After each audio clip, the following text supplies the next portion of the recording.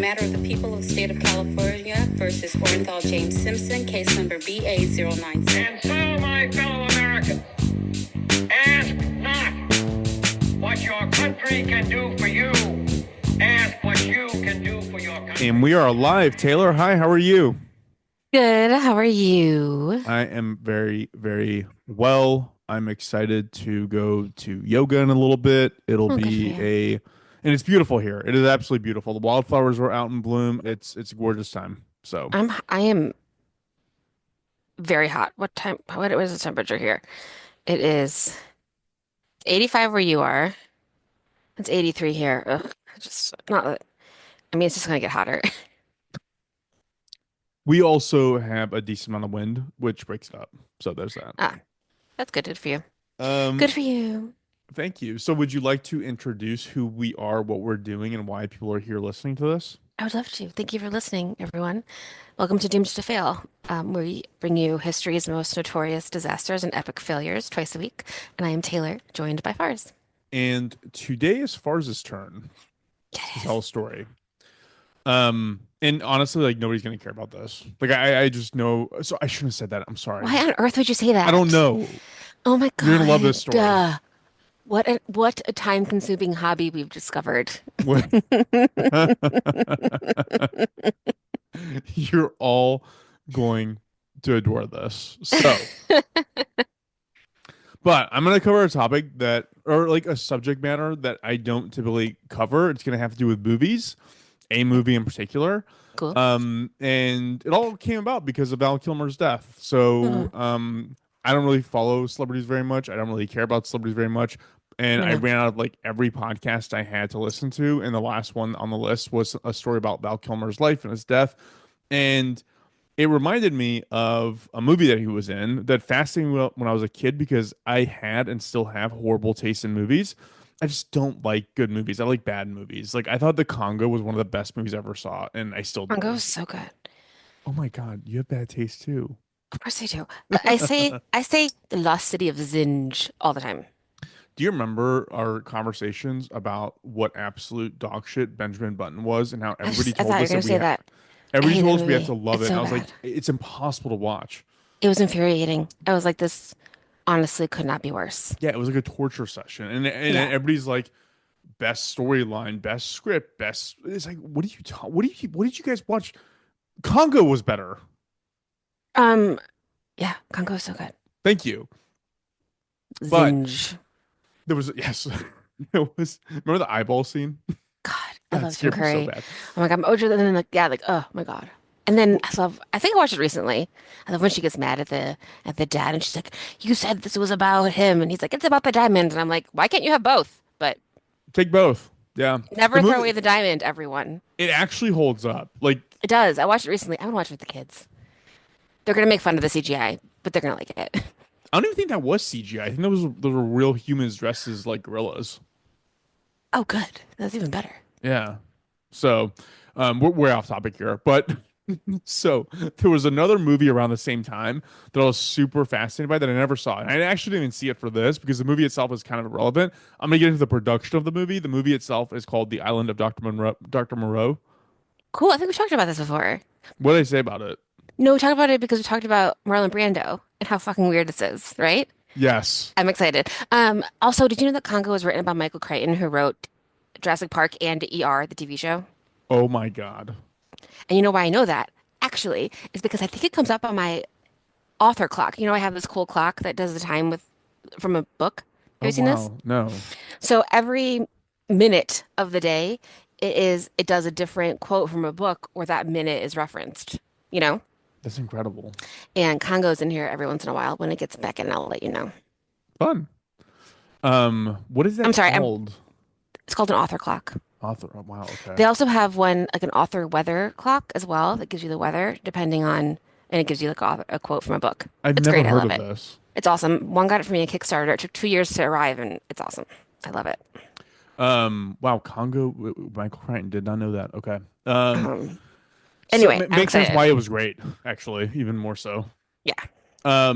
So we did talk about this, and you kind of touched on this already. We kind of talked about what a nightmare the making of the movie was. and I got super fascinated by it as it's just so interesting. There's something so human when you learn about like celebrities, and I fundamentally think that there's something within humans that once you reach a certain level of like wealth and success, I think You're we just like, all just become assholes. I because don't even that's think there's a fair. choice. I think it has to happen. Like it's too consistent. Like what?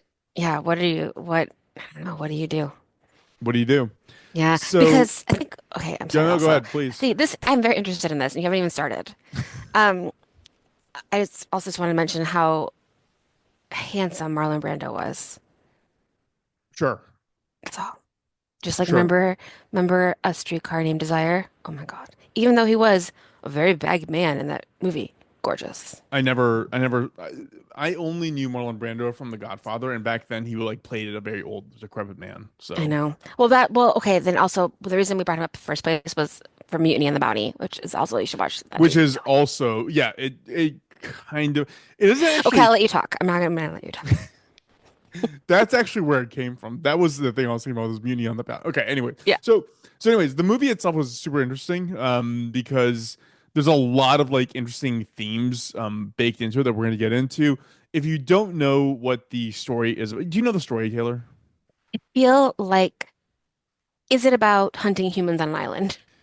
That's the Running Man.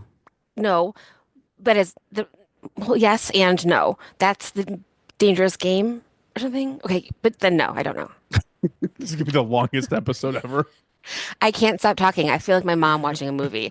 Whenever I watch a movie with my mom, she's like, cannot stop talking during it. You're like, why can't you stop talking? And she can't, and that's where I am right now. All good, all good. It's a good banter. So the gist of the story, the parts that are relevant here, is that there's this guy. He's like a UN investigator in the movie.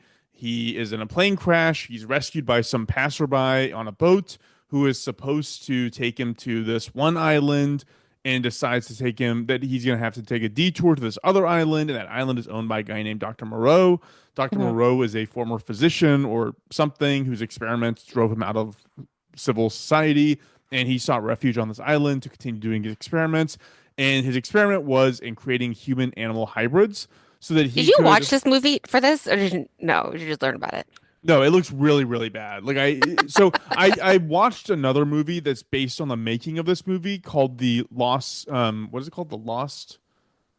Yeah, The Lost Soul of Richard Stanley.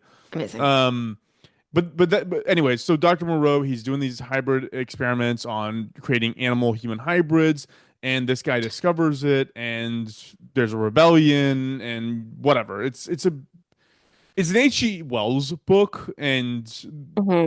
reading through kind of the synopsis from H.G. Wells, the entire point of the movie or the entire point of the show, story, whatever, it's that it's trying to create like a nihilistic society Hmm. in a world where being a nihilist will get you destroyed.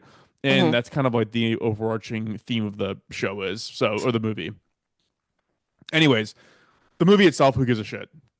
That's not the important part. The important part is the production of the movie. That's actually where the fun of this comes in and how this became listed as the worst production in history of Hollywood. And it all starts with a guy named Richard Stanley. So his official title for this role was that of director, but he really was a lot more than just a director. He seems more like a producer and just like a general fanboy who got his wish come true. He was a fan of the H.G. Wells book when he was a kid, and it sounds like that book left a huge mark on him. Like he references a lot about how what it meant to him in terms of humans' relationship with nature and God, and what God is, and what being a human is. It sounds like it was a very defining book for him. So this wasn't like a director who's like, "Hey, here's 10 scripts, pick one that you want to do." It was like a director who's Hmm. like, "This is it. Like this is the my story that I have to tell." Hmm. He was also not a fan of any other earlier film adaptations that had been made to date. So there's one called in 1932 called The Island of Lost Souls. There was a movie called Terror is a Man. There's a 1977 movie called The Island of Dr. Moreau. He had a lot of choice words about this because he felt like they weren't being true to the H.G. Wells book, and that was his biggest beef because he was like such a fan of that book. Totally. So he got his start in filmmaking with short films. His first feature film was made in 1990 and called Hardware, and that actually turned a profit and helped him lock in his next film, which sounds like it was a total disaster to finish. Then his third was basically like a rock album. This band called Marillion who released an album, and they wanted a movie to play over that touched on the themes of each song as it happened. It was like an art thing. Like, it was very artsy fartsy, right? Like it was one of Totally. those things. Hmm. So I'm setting all this up to say that one, this was a super passionate person about the things that he really cared about, and two, he didn't have a lot of background or experience running major productions. That's kind of like the theme here being This built. was like his first big one. Yeah, also he's 29 years old. Oh wow. So while finishing his second movie, he started toying around with the idea of creating a film adaptation of Dr. Moreau and basically fulfilling the vision he thought that H.G. Wells always had for this to come to life. Um, as a way to I learned a lot about like what you do to get a film made throughout this process. It really just starts with creating. Just you got to start creating things, start talking to people, start building a vision, start selling the vision, all that. He started doing that by creating these really like acid punk looking pictures of like what he envisioned the scenes from the movie would look like. It's actually Hmm. really cool. And a lot of them show Dr. Moreau as like a Jesus-like figure. Like he's like the creator Hmm. of these animal hybrids and whatever. He definitely had a picture in his mind of what this should be. Yeah. And then he spent 4 years trying to shop this idea around to producers and studios to build up interest. From his telling of it, he was basically living on fumes. Like he was essentially completely penniless, just going from side hustle to side hustle to try and pitch this to someone. Hmm. He, like I said, he wasn't working as a movie director. This was not a guy that you would just hire out of a stack of movie directors saying, "All right, Joel Schumacher's busy, go to the next one. Right. Spielberg busy, go to the next." He It wasn't was that like guy. very specific. Very This guy specific. wanted to make this movie. Exactly. Yeah. Um, he had one modestly successful movie. I think the budget was 5 million. I think he made $5 million off a budget of 1 million, which like is good, but by comparison, the year he did that movie, the top grossing directors made 22 to 33x their budget, and the top movies were Ghost, Home Alone, and Pretty Woman. So like I mean, those are top movies. I know, but that's why you Period. hire a top director. Yeah, no, I mean, those are some of the best movies ever. Also, I never really thought of it this way, but like if you're a movie director, you're like the CEO of like a huge organization. Yeah. Like you got all these people beneath you and all those people beneath them. Like it's like a real challenging job. Well, so my husband, directed a couple of films and like obviously they were like small, but like it was lonely and hard. Everyone was Yeah. mad at him, like it's not easy. It Yeah. it sounds like it takes a certain grizzledness to do this, Hmm. and we're gonna learn that here Yeah. in a bit. Okay. So eventually, Richard Stanley was able to get a hold of a producer named Edward Pressman, who liked his idea, liked his vision, liked the guy himself, and most importantly, he liked the fact that Richard Stanley's agent was also the representative of H.G. Wells' estate, because that meant that they could straight line securing the rights to actually making this movie, which they actually did. So Did he do that on purpose? I don't know if Richard Stanley did that on purpose, but That that feels like would be really very, deliberate. it feels like, how could that be a coincidence? That does sound very deliberate. Yeah. Yeah. Yeah. So Ed and Richard approached New Line Cinema, who was undergoing kind of like an identity crisis at the time. In the early 90s, they were more of an art house film studio. They made movies like Texas Chainsaw Massacre, Lawnmower Man, Teenage Mutant Ninja Turtles, things like that. Remember when we watched Lawnmower Man? Yes, that's a great movie too. It does not I was, hold up because the graphics are pretty bad now. and it's like, yeah, it does not hold up. But I was actually talking about it today or thinking about it today because Pierce Brosnan's wife posted a picture of him smoking a cigarette. And just remember how many times in that movie he's smoking a cigarette and doing like a video diary on the TV? Oh my god, yeah, yeah. He's smoking cigarettes the entire time. It's so good. Pierce Um, Brosnan plays big in this, or in that, not this. Richard Stanley did Color Out of Space, which I really like. And that's also, oh, you can talk about that. I'm going to talk about that. Okay, it was pretty good. We'll know in about 20 minutes. Okay, Sorry, being I saw it. sassy. Go ahead, you continue. I like Richard Stanley's look, FYI, if you've not He has a Googled great him. look. He Remember. definitely looks like he should have filmed Jurassic Park. Yeah. Um, so long story short is like they were New Line Cinema at this time was known as a studio that produced profitable movies, but not good movies. Like it wasn't known for like good, respectable movies, essentially. Hmm. But they were in a transition period around the mid '90s. So shortly around the time that they had also brought on to do the Island of Dr. Moreau, they had just produced Seven and Boogie Nights, like movies that would go on in history as like classics and stuff like that. And the Yeah, reason I'm which bringing I that up is because there was a dichotomy happening within New Line Cinema within the leadership team, which was like some of them were like, "Hey, we just want to make cool movies," and some were like, "No, we need to be like the I guess at that time the Weinstein Company was like the biggest brand in terms of like good movie. Like, you know what I mean? Like they were Mhm. trying to like have this internal battle essentially. Yeah. And learning how this all kind of came together, like I said, it's just so relationship driven. Like the connection between the agent and Wells' estate, then the Hmm. producer relationship with New Line Cinema. That's the reason all this came together in the first place. And that's why New Line Cinema started to actually entertain the idea of producing this movie. And this producer was also the reason why Marlon Brando got involved because he was directly connected to Marlon Brando. And eventually this gets floated to Brando that this movie is there's interest in New Line Cinema in producing this, and that potentially he might be of interest to play the lead in of Dr. Moreau. Eventually, what started out as like this grindhouse movie of like a budget of maybe $5 million. Now with Brando attached, it's like a movie. It's like a real Hmm. thing because now Brando's involved basically. Hmm. For context, at this time, Brando had been nominated for more Academy Awards than movies that Richard Stanley had made. Richard Stanley made one more movie than Brando had Oscars. I am like, I'm nervous and excited because I'm looking at pictures of this and I'm like, what is happening? So I just can't. I I'm know. I'm just looking at pictures of this production and I just can't wait to hear more. So at this point, like I said earlier, Stanley was 29 years old. The studio obviously didn't want him being responsible for making a movie that now had a huge budget because of this celebrity being attached to it. They ended up hiring Roman Polanski, and when Richard Stanley heard this, he like went ape shit and he basically Hmm. demanded to meet with Brando because he was like, I have zero clout. I have zero juice. I have nothing that I can do to get around this movie being handed off to Ron Polanski. But maybe if Brando loves me and likes me, maybe he can throw his heft around, you know? Yeah. And that's what he did. He met with Brando at his house, and Brando loved him for some reason and was like, he called New Line saying, I'm not going to do the movie unless this kid is directing. Good And for him. so he got on the movie. Hmm. This really reminded me of this one quote. I think it was Oscar Wilde that was like, "There are two tragedies in life. One is not getting what you want. The other is getting it." And this is like such a great example of that. Totally. Totally. I was thinking not not related, but like Tina Fey one time was like when I first met with Lauren Michaels, I was like, I would do anything to work with this man. And then like a year later, she was like in his office at midnight being like, I would do anything to get out of this office. You Yeah, know?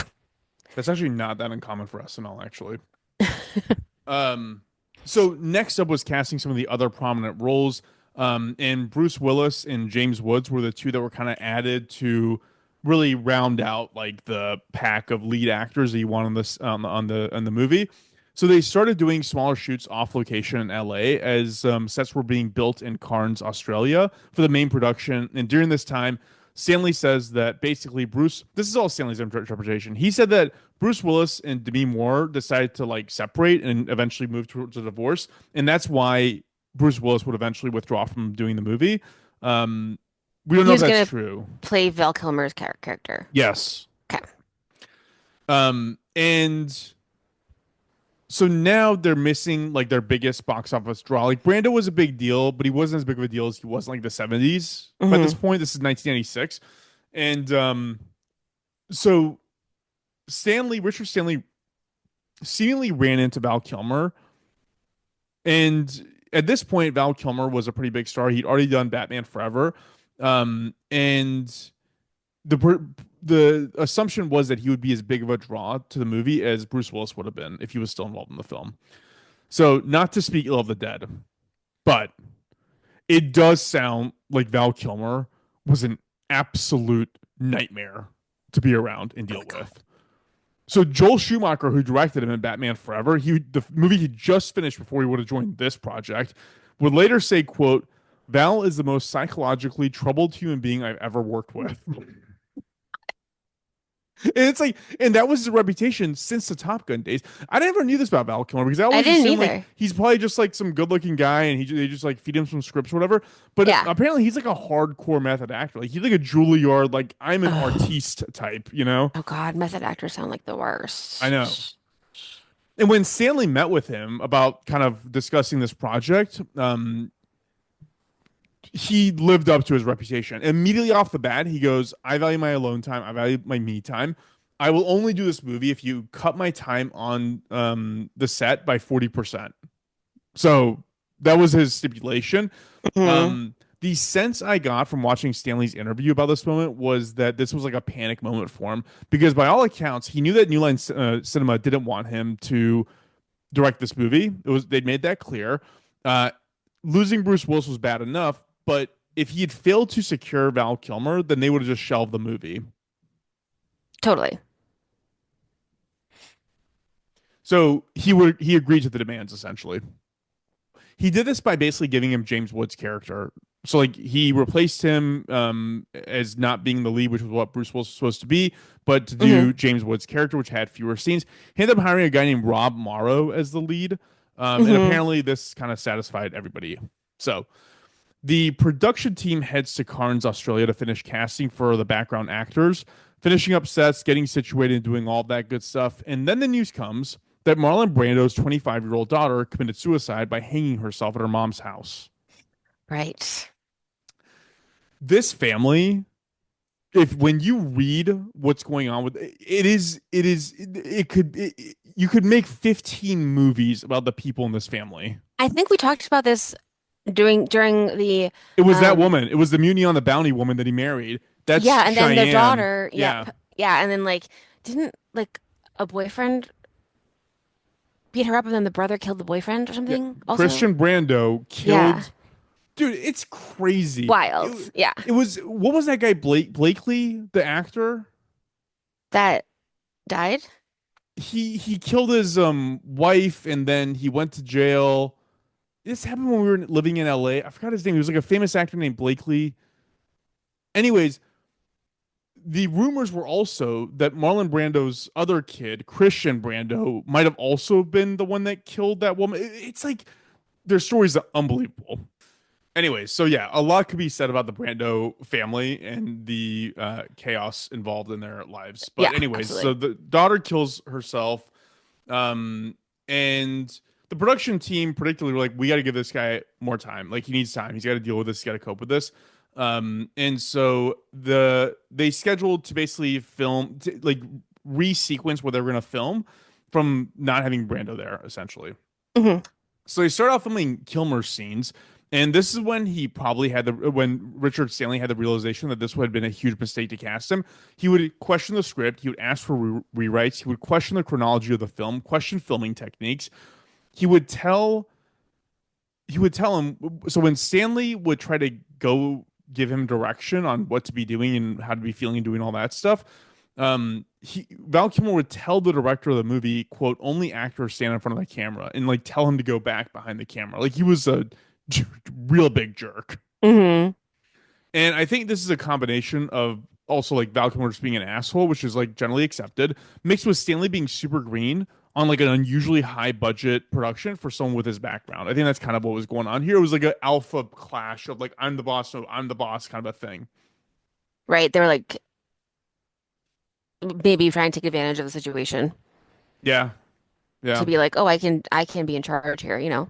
Yeah, that's essentially it. Because this guy's like coming from a perspective like, hey, I have this vision, and Kilmer's like, look how great I am, guys. Everybody knows I'm great, so let's just Yeah. let me do the rewrites. Fuck these people. Hmm. So in the middle of all this, there's growing tension between the main stakeholders. A tropical cyclone also hits the region and floods out or washes out the outdoor sets. And the general tone amongst the people who were there and had the option to leave was, please let me leave. Let me out of my contract. I don't want to be around this. Production's a disaster. Everybody's mean to everybody. The tension is palpable that how much everybody hates everybody. And Hmm. a lot of them started calling out to the studios asking to get released from their contracts, except Val Kilmer, apparently, which was like the only problem on the set. Hmm. So most important to the people that were complaining was Val Kilmer actually did call the head of the studio and basically said this guy doesn't know what he's doing. He's too green, just like shit talking him. He wasn't asking to get taken off the movie. He was just like, this guy sucks, essentially. Hmm. And that was the final straw for New Line Cinema and Richard Stanley. He was fired via fax from the movie and was given his entire fee for directing the movie in exchange for immediately getting on a flight back to LA and not disparaging the movie, New Line, or the production. Wow. So some of the production people drove Stanley to the airport, and he was supposed to, and that's supposed to be the end of the story. He was supposed to catch a flight back to LA, move on to the next project. Everybody's good. None of that happened, which is like so fun. It's so funny to be like, you have to leave now. I will get you. This is so fun. This is such a fun story. It almost the production story is so much better than the actual movie story. Yeah. It's incredible. So moving on to New Line Cinema's dilemma now, because the flooding, production was fully shut down so they can rebuild it, and so they had time to find a new director, which they did in a guy named John Frankenheimer. Again, this was like stack of papers. Here's the director. What's he worked on? Nothing. Like they just picked this guy out of the box. Apparently, John's talked to his wife about whether to do this movie or not because it sounds like he didn't want to do this movie. And I'm paraphrasing this. I'm going off memory, but it was something to the effect of his wife said either ask them for so much money that they're going to say no, or whatever they give you, we're going to be super happy with. And Yeah. apparently, he asked for a ton of money and for a 3-picture deal immediately after this, and they gave it to him. So Amazing. he also didn't want to be a part of this. Everybody in Hollywood knew that this was a shit show. But they were like too far in. Too far in. So Hmm. John was kind of on the last leg of his career. He did do the follow-ups, like I mentioned earlier, with 2 additional bangers before passing away in 2002. He did Ronin and he did Reindeer Games, which are like great Hmm. movies, I think. Yeah, that's cool. But he was a veteran and he was quite the opposite of Richard Stanley. He was not a pushover. He was like an old military guy. He served in World War II. His face looks like he chews cigars. Like It does. Hmm. he's a very gruff looking person. And he also had a ton of commercial success in the 60s. Again, this is an older dude. He did The Manchurian Candidate, Hmm. Birdman of Alcatraz, and a bunch of other movies that I don't know, but looked like they got a lot of awards. So kudos to him. He knew what he was doing. Hmm. And he mostly did this because he wanted to work with Brando. Everybody in this era wanted to work with Brando, which is so inexplicable to me because everything you read about him is like he's a fucking nightmare to work with. He's like 100 years old and he's like weird as shit. Yeah. Yeah. Super, super weird, which we're going to Yeah. talk about at decent length here. I can't wait. So they decided because the outdoor sets were being rebuilt that they would film the internal shots, which was the ones that Brando was involved in. And enough time seemingly had passed in rebuilding the set, finding for John, that Brando could kind of come to the set. He shows up a week late. So he's scheduled to be there. He shows up a week late. Brando, towards the back half of his career, famously detested the film industry and acting in general. He once was quoted as saying, "The only reason I'm in this business is to make money. If you want to know the truth, I actually hate acting." Like he really didn't like his craft, and he would Hmm. be angry if anybody called it a craft. Um, it also sounds like he deliberately tried to fuck with the industry and anybody who would be stupid enough to hire him, knowing that they would have no choice but to deal with him given his name and who he was. Hmm. I'd call him mostly mischievous rather than just outright cruel, but he did a lot of crazy shit on the set, and it sounds like he just did it to mess with people. Yeah. If you ever see an image of Brando from the film, he's in whiteface. Like it It makes is no sense. Did you see it? insane. It looks like he's wearing like looks like he's wearing just like way too much sunscreen. Like why is he doing that? So here's why he did that. He told people it's because he's trying to protect his skin from the sun.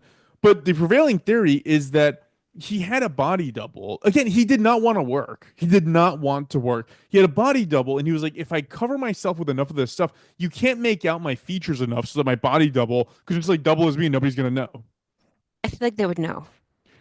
Taylor, there's one story I read that blew my mind. So he again, he just like wanted to like fuck with people. This is in the 1970s. It was like 1976 or 78 when they made the Superman movie where he was supposed to play Oh Jor-El, yeah. and he was supposed to work for 3 days. No, sorry, I think it's 13 days for $3.7 million. What's quoted? 13 days for $3.7 million in the 1970s. That's like probably $20 million today for 2 weeks of work. He gets to set and he tells the director, you know what? I don't actually think you need me on camera. What if Jor-El was a suitcase?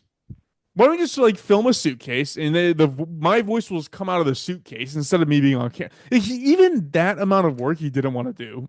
Totally. Crazy. It's pretty incredible. So he would be just as annoying as Val Kilmer, but again, not maliciously so. Val Kilmer was malicious. Like he was a mean dude. Um, Hmm. but Brando would also try to rewrite the script. He'd not show up to the set when he was supposed to. There's a story about how he insisted that his character had to have an ice bucket on its head to convey how hot the jungle is. So they had to go cut out the top and the bottom of an ice bucket or like a tin bucket and then turn it into like clothing looking. It was like it looks so stupid if you see the picture. There's a picture of Fairuza Balk filling it up with ice as it's sitting on Brando's head. It looks like a joke. It looks like a comedy. Oh my God, that's so But he funny. insisted. So He's funny like, that she's in it too. yeah, he insisted. He's like, I have to wear an ice bucket on my head. That's like part of the theme here. To show his decline about caring about his career at this point, in the early days of his career, he was known as, like I said earlier, like a method actor. So he wouldn't just memorize lines. Memorizing lines is like a given, right? For any Right. actor. He would like become that person and literally be that person throughout like the whole shoot. That's how he did his stuff. That's how Streetcar Named Desire and all those good stuff. Yeah. That's what he did for those. By the 1970s, and when The Godfather came around, Francis Ford Coppola resorted to taping cue cards of his lines to the other actor's chest during scenes. So you just read the lines off the chest. Isn't that amazing? They're just like, please do anything. Anything. So by the late 70s, he actually couldn't even be bothered to read the cue cards because by then, what he did was he'd have an earpiece in on set, and then his assistant would be in his trailer reading the lines into his ear, and then he would just recite them. Oh my God, that's so funny. There's one story about how the signal of his radio connection got like mixed up with like a radio transmission, and he just started talking about like a robbery at Woolworth's department store. So it was like the police thing? He Yes. didn't even notice? Didn't even notice. That's so funny. Um, so yeah, obviously, given his disdain and hatred for Hollywood and Hollywood culture, it's no surprise that he also hated Val Kilmer because he showed up with this "I'm a god" mentality. Yeah. And yeah, like I said, to be fair to Brando, literally everybody hated Val Kilmer. The director, John Frankenheimer, the one who was doing this movie, he was once quoted as saying, "quote If I was filming a movie titled The Life of Val Kilmer, I wouldn't have that prick in it." I love the drama, the petty drama. It's so fun. That's so funny. So, meanwhile, the Australian and the indigenous crew that were there as extras and helping out on set, they were like having the time of their lives. Apparently, they were put up in these really nice hotels, way above their normal living situations, or paid a ton of money to basically do nothing. That's what a lot of them said was like, we didn't do anything. We just like drank, did drugs, and had sex. That's basically like all we did when we were in this movie. And yeah, it was cute. They kind of formed their own little community. And one member of that community, one day, this extra, he made money part time by making didgeridoos, and he left the set because again they were doing nothing most of the time. And he's traveling through the rainforest to the next closest town, and he stumbles on this like super disheveled Englishman living in a tent in the middle of this rainforest. Amazing. Do you see where this is going? Mm-hmm. So Right. the extra explained like what he did. He was like, "Yeah, I'm here doing this movie." They exchanged some words, and the extra went back to the hotel. And some of the people that were there in the early days of when the filming kind of started, they were like, "Oh shit, that's Richard. He's still here." so So a couple of them, they go to this campsite and talk to Richard, and Richard says that he wants to come back to the set to see what's going on. A lot of talk was made about the fact that he wants to like sabotage the set and destroy it and like just destroy New Line. He actually took some vengeful actions when he was initially fired by destroying like big chunks of the scripts. They're forced to rewrite it, which is probably a good thing anyways. But anyways, they smuggle Richard back onto the set, back to the hotel, and that was against his separation agreement with New Line Cinema because of all the threats of sabotage. New Line Cinema is a stipulation of him getting his full payout. He wasn't allowed within 25 miles of production, so he was being smuggled in and doing all this like That's behind so under the funny. radar. Yeah. And to go even further, he decided that he really wanted to actually see the production and what was going on with it. And so one day he borrows the costume of an extra, and it's like this full body mask thing of a man dog hybrid. And he goes in the I'm sorry, I'm definitely looking. Just watched the trailer, just kind of in the background. And yeah, I feel like they've totally skipped over genetics. yeah, yeah, Like that part is just ridiculous. It's just people with like animal faces. yeah. That's all it is. That's all it is. And so he goes back to the set, and he's actually in the movie. Like he's an extra in the movie. And in one scene where they were supposed to destroy part of the set to show kind of like the hybrid revolt against Moreau, he is like just the most enthusiastic, just destroying the set. And the directors and other people who didn't understand who he was, they're like, wow, this guy's really good. He's like super into it. Like really gets what we're going for here. Not realizing that it was literally the former director trying to sabotage and destroy the set. Who did his makeup? Did they know? We don't know. We don't know. I hope that they knew. Yeah. Or I kind of hope they didn't. I don't know. I can't decide. Well, so here's the thing. Later on in the documentary, the one I mentioned earlier, The Lost Soul of Richard Stanley, that's the one I actually watched. I didn't watch the movie itself. In the documentary about the making of the movie, one of the production assistants mentioned how between takes, extras would always take their masks off because it was super hot. Except one guy would not take his mask off. And they were like, it was kind of weird. They're like, it's kind of weird this guy's not taking his mask off. Yeah. I think It was largely, so funny. like the extras who were like, who cares? They're like hippies doing drugs. Like they like whatever. This guy's cool. We like him. They smoked a joint and they're like, come on, join this thing. They all knew, and Yeah. nobody who was actually high up enough to do anything about it knew or cared to pay attention. So Yeah.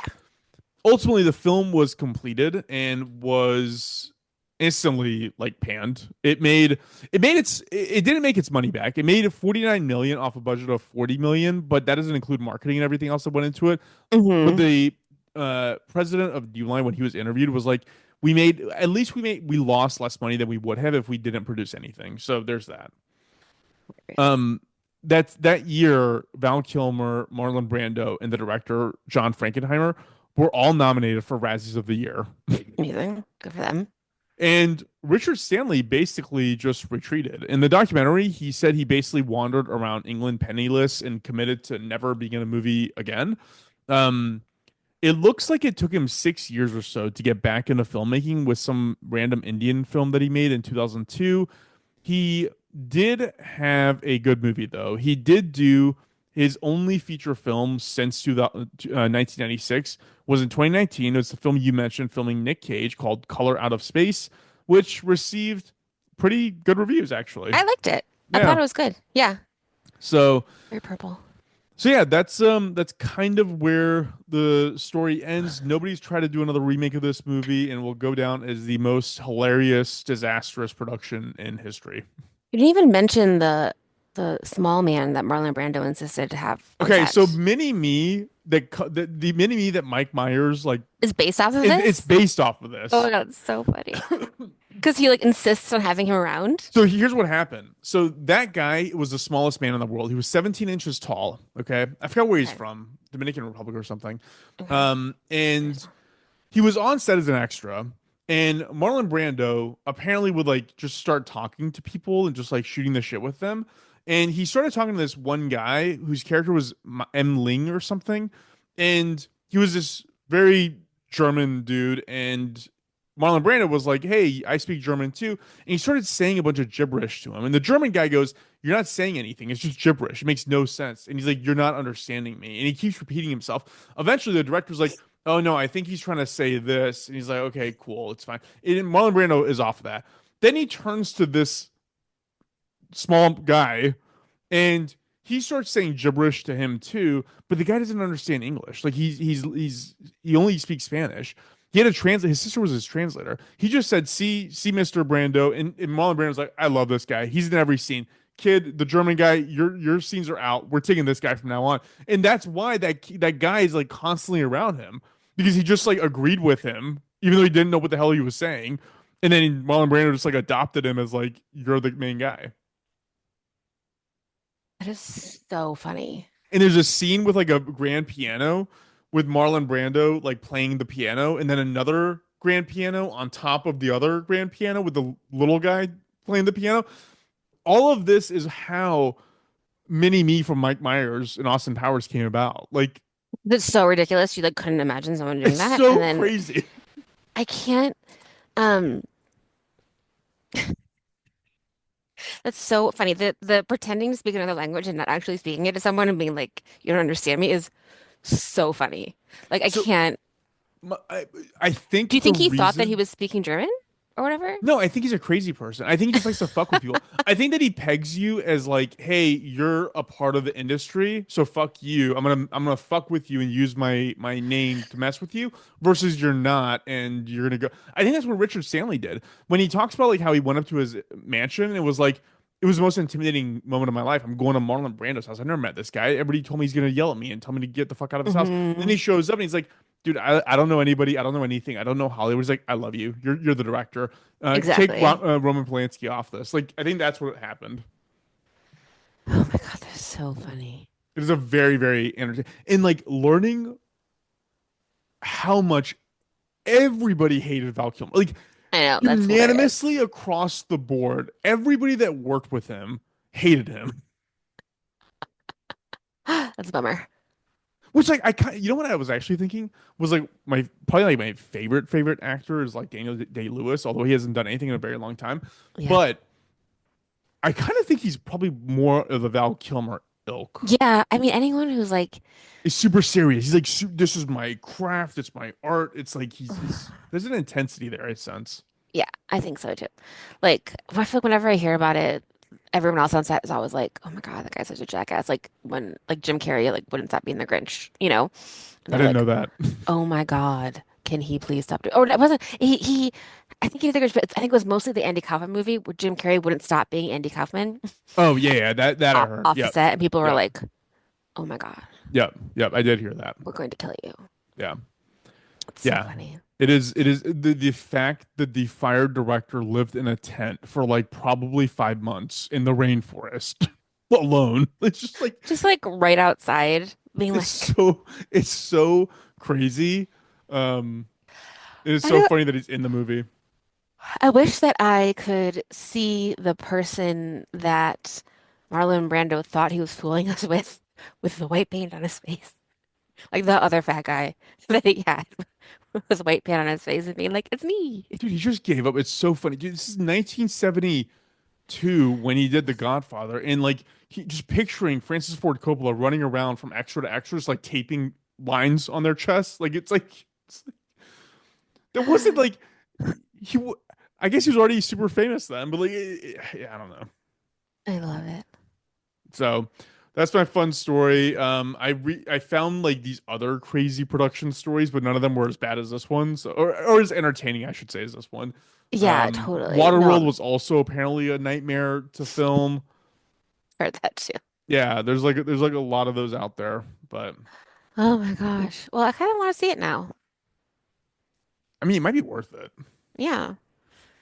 for I the mean, kitsch. why not? So, Let anywho, me see, Rotten Tomatoes. you can actually. So, if anyone wants to see the Lost Soul of Richard Stanley, it's actually free on Amazon Prime Video. So, that was very entertaining to watch, and a lot of the stuff that I pulled for this episode, I got out of that movie. So, worth a watch. If for nothing else, and to see like Richard Stanley as a human, because the more you see him interacting with the world, the more you realize what a ludicrous person he is. Like, it makes sense that he did what he did once you see how Yeah. he like when he went to meet with Brando, he had some buddy who was like his drug dealer in England, and he called his buddy and was like, "I'm gonna be at his house at this time. I need you to put a magic spell out there, and that's how I'm gonna get him to make me the director." And like he firmly believes that that happened, and so he's a kook. He's definitely a kook, but he's a passionate kook, and we need those in the world. So Yeah. Yeah. It makes sense that he did the color one. What's it called again? Color of Out of Space. Because that's an H.P. Lovecraft, and Nicolas Cage is also crazy. So yeah, like that kind of checks out that he would choose to it's very fitting. work with those parameters as well. Oh my God, I love it.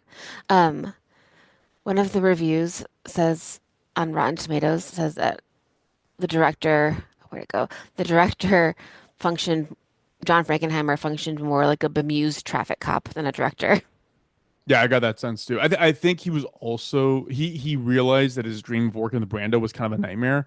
And dealing with those personalities, Val Kilmer and this guy, also, his production assistant, who was with him when they first went out to the set, was like, "This makes no sense. Why did you build a film set 50 miles away from the closest town?" He's like, "Well, we wanted it to look tropical." It's like, "But it's 50 miles of jungle. You could have done it at mile 48. You could have done it at 40. You could have done it Right. at 32." Mile two. Yeah. Yeah, and then also they apparently the original director had them plant an entire banana um farm there to make it look as like real as possible. Like, it was Just, crazy just, ideas. oh my God, so good. So, anywho, that's all I got. Awesome. I can't wait to see it. That was really fun and really funny. I just looking, I mean, just looking at the pictures of it are The hilarious. pictures are amazing. I just like, Marlon Brando just looks ridiculous. He has this like, he has his face is white, but then he has like a white pantyhose around his face also. And then he's wearing a hat. Yeah, one extra set. I think he was wearing like a cheesecloth as clothes. Yeah. I want to read, I would like to also read the story and be like, what happened here? Yeah, well, hopefully we also get another remake of the movie so they can actually do it justice. But this was a, it was a amazing debacle. So Awesome. Well, thank you for sharing. yeah. Do you have any listener mail for us? I do real quickly. Just want to let you know that Morgan lives by that like $10 million toilet or whatever you said it costs. The San Francisco toilet Oh that yeah, yeah. costs like $1 billion and like a whole example of how hard it is to do things. I think it was 1.7. Yeah. So that was my one update. Fun. Yeah. Do you want to shout out Patreon or anything else? Yeah, please find us on Patreon. Find us on, I'm yawning as I say this. Find us on all social media at Doomed to Fail Pod. If you have any ideas for us, any questions, anything you want to learn about, let us know. We'd love to dig into it. And please tell your friends and leave us reviews if they're good. Or bad, we'll take anything. No, I Um, mean, I guess I I would take constructive feedback. I do not take the man, I'm assuming it's a man on YouTube who told me that my voice sounds like I have ground glass in my throat, which I don't think is true. So if that's you not think that constructive. if you think Taylor has ground glass in her throat, can you please write to us at doingitfallpod@gmail.com? I was just thinking like I have so many kid activities after school that I'm unable to day drink, and I just wish that softball would end. I'm taking a breather from the booze, and Good for you. I would like to stop that, which I might Yeah, soon, but TBD. good for you. Um, cool. Thank you, everyone. Thank you, Farz. Thank you, Taylor. We'll go ahead and cut it off.